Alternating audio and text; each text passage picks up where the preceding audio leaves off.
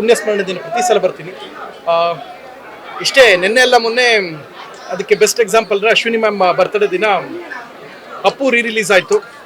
ಸತ್ಯ ಏನು ಅಂದರೆ ಆ ದಿನ ನಂದು ನೋ ಕೋಕೆನ್ ಶೂಟ್ ನಡೀತಾ ಇತ್ತು, ನೋಡೋಕ್ಕಾಗಲ್ಲ. ಕಟ್ಟು ಸತ್ಯ ಏನು ಅಂದರೆ ನೋಡೋಕ್ಕೂ ಆಗ್ತಾನೂ ಇರಲ್ಲ, ನೋಡೋ ಮನಸ್ಸು ನಂಗಿರಲ್ಲ. ಬಿಕಾಸ್ ದ ರೀಸನ್ ಈಸ್ ಅಷ್ಟು ನಾನು ನನ್ನ ತರಲೆ ಮಾಡೋದು ನೋಡಿರ್ತೀರಾ ನೀವು, ನೋಡದೇ ಇರೋಂಥ ವೀಡಿಯೋಸ್ ಎಲ್ಲ ಕಾಲ್ ಎಳೆಯೋದು ಅಥವಾ ಕೌಂಟ್ರ್ ಕೊಡೋದು ಭಾಳಷ್ಟು ನೋಡಿರ್ತೀರಾ, ನೀವು ನೋಡ್ದಿರೋದಿಲ್ಲ. ನೋಡ್ತಾ ಇದ್ದಾಗ ಆ ವ್ಯಕ್ತಿ ಇಲ್ಲ ಅನ್ನೋದು ಎಲ್ಲೋ ಒಂದು ಸಲ ಮನ್ಸು ಕನ್ಸಿದಾಗ ತುಂಬ ಕಷ್ಟ ಆಗುತ್ತೆ. It's very hard to digest. So ನನಗೆ ಕಣ್ಣಲ್ಲಿ ತುಂಬ ನೀರು ಬಂದ್ಬಿಡುತ್ತೆ. ಸೊ ಆ ಒಂದು ಕಾರಣಕ್ಕೆ ಅದಾಗಬಾರ್ದು ಅನ್ನೋ ಕಾರಣಕ್ಕೆ ನಾನು ಅದನ್ನು ನೋಡೋಕ್ಕಾಗಲ್ಲ. ಎಲ್ಲರಲ್ಲೂ ಒಂದೇ ಒಂದು ಮಾತು ಕೇಳ್ಕೊಳ್ಳೋದು, ಒಂದು ಒಳ್ಳೆ ಆಶಯಗಳು, ವ್ಯಕ್ತಿ ಹೇಗೆ ಬದುಕಬೇಕು ಅಂತ ತೋರಿಸ್ಕೊಟ್ಟಂಥವ್ರು ಪ್ರತಿ ವರ್ಷ ಇವಾಗಿಂದಲ್ಲ. ಅವರು ನನಗೆ ಬಹಳಷ್ಟು ಪ್ರೀತಿಯಿಂದ ಒಂದಷ್ಟು ಕಳಿಸಿರೋಂಥ ನನ್ನ ಸಿನಿಮಾಗೆ ವಿಶ್ ಮಾಡಿದ್ರು, ಅದನ್ನ ಪಬ್ಲಿಕ್ಕಲ್ಲಿ ಇಟ್ಟೆ. ನನಗೇನೋ ವಾಟ್ಸಪ್ಪಲ್ಲಿ ಆಡಿಯೋ ಕಳಿಸಿದೆ ಅಂದ್ರೆ ಅದು ನನಗೆ ಹೇಳೋಂಥ ಕಿವಿ ಮಾತು ನಾನು ಬದುಕಿರೋ ತನಕ ನನ್ನಲ್ಲಿರುತ್ತೆ, ನಾನು ಸತ್ತಾಗ ನನ್ನ ಜೊತೆಲೇ ಹೋಗುತ್ತೆ. ಅದು ಬಹಳಷ್ಟು ಒಳ್ಳೊಳ್ಳೆ ವಿಚಾರಗಳು, ಸ್ಮರಣೆಗಳು ಅವ್ರ ಜೊತೆಗಿದೆ. 47 ವರ್ಷದ ಬದುಕಲ್ಲಿ ಒಂದು ಸಾರ್ಥಕ ಬದುಕದ ಎಲ್ಲ ಅಪ್ಪು ಅಭಿಮಾನಿಗಳ ಆಶೀರ್ವಾದದಿಂದ, ಇವತ್ತು ಹಾರೈಕೆಯಿಂದ, ಕನ್ನಡಿಗರ ಹಾರೈಕೆಯಿಂದ, ದೇವರ ದಯೆಯಿಂದ 47 ವರ್ಷಗಳ ಒಂದು ಅದ್ಭುತವಾದ ಲೈಫ್, ತುಂಬ ಶಾರ್ಟ್ ಪೀರಿಯಡಲ್ಲಿ ತುಂಬ ದೊಡ್ಡ ಸಾಧನೆ ಮಾಡಿದ್ದಾರೆ. ಯಾವಾಗಲೂ ಅವ್ರ ನಂಗೆ ಇನ್ಸ್ಪಿರೇಷನ್ನು. ಖುಷಿ ಆಗುತ್ತೆ ಈ ಅಭಿಮಾನಿಗಳ ಸಂಭ್ರಮ ನೋಡಿ. ಇವ್ರು ಯಾರು ಗೀ ರೈಸು ಫ್ರೈಡ್ ರೈಸು ಬಂದು ಕೂಗ್ತಾರಲ್ಲ ಜೈ ಅಂತವ್ರಲ್ಲ. ಇವರು ಹೃದಯದಿಂದ ಬರೋರು. 100 ರೂಪಾಯಿ ಕೊಟ್ಟಕ್ಕೆ ಥಿಯೇಟರ್ ಮುಂದೆ ಕೂಗೋರಲ್ಲ.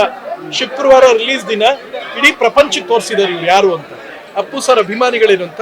ಸೊ ಹಾಗೆ ಒಂದೆರಡು ಕಡೆ ಕೂಗಾಡಿದ್ ಕೇಳಿ ಏನೋ ಮಾತಾಡೋದು ನೋಡಿದ್ರೆ ದಯವಿಟ್ಟು ನಿಮಗೂ ರಿಕ್ವೆಸ್ಟ್ ಅಪ್ಪ, ಯಾರು ಟಾಂಟ್ ಕೊಟ್ಟು ಮಾತಾಡಬೇಡಿ, ಯಾರಿಗೂ ಒಳ್ಳೇದಲ್ಲ, ಒಳ್ಳೇದಾಗ್ಲಿ. ಅಂಡ್ ತಮ್ಮಲ್ಲಿ ಒಂದು ರಿಕ್ವೆಸ್ಟು, ಯಾವುದೋ ಅಪ್ಪು ಸರ್ ಫೋಟೋ ನೋಡಿದಾಗ ಒಂದು ಲೈಕ್ ಮಾಡ್ಬಿಡೋದು, ಅಥವಾ ಅಶ್ವಿನಿ ಮೇಡಮ್ ಫೋಟೋ ನೋಡಿದಾಗ ಲೈಕ್, ಇದಷ್ಟೇ ಅಭಿಮಾನ ಆಗೋದು ಬೇಡ. ಈಗಲೂ ಅಶ್ವಿನಿ ಮೇಡಮ್ ಬಹಳಷ್ಟು ಒಳ್ಳೊಳ್ಳೆ ಪ್ರೊಡಕ್ಷನ್ಸ್ ಮಾಡ್ತಾ ಇರ್ತಾರೆ. ಆ ಸಿನಿಮಾಗಳ ಮೇಲೆ ಪ್ರೀತಿ ಇರಲಿ. ಪ್ರಾಮಾಣಿಕವಾಗಿ ಅಭಿಮಾನಿಗಳು ಕನ್ನಡ ಸಿನಿಮಾಗಳ ಮೇಲೆ ಇಲ್ಲಿಂದ ಈ ಮೂಲಕ ಕೇಳ್ಕೊಳ್ತೀನಿ. ಮೊನ್ನೆ ಶುಕ್ರವಾರ ನೋ ಕೋಕೆನ್ ಶೂಟ್ ಇತ್ತು, ಆ ಕಾರಣಕ್ಕೆ ನೋಡೋಕ್ಕಾಗಿರಲಿಲ್ಲ.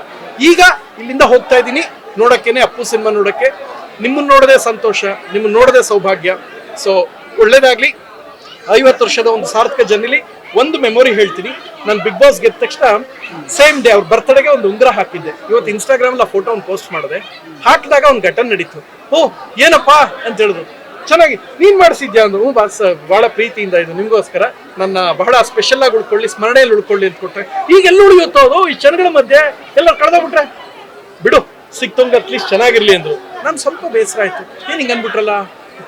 ತಮಾಷೆಗನ್ನಪ್ಪ ಇಟ್ಕೊಳ್ತೀನಪ್ಪ, ನಮ್ಮ ಬಿಗ್ ಬಾಸ್ ಕೊಟ್ಟರು. ಇವತ್ತಿಗೂ ಆ ನೆನಪು ನನ್ನ ಮನಸ್ಸಲ್ಲಿ ಸದಾ ಸ್ಮರಣೆಯಲ್ಲಿದೆ. ಅವ್ರ ಆಶಯಗಳನ್ನ ಈಡೇರಿಸೋಣ. ಒಳ್ಳೊಳ್ಳೆ ಕನಸಿಟ್ಕೊಂಡಿದ್ದಾರೆ.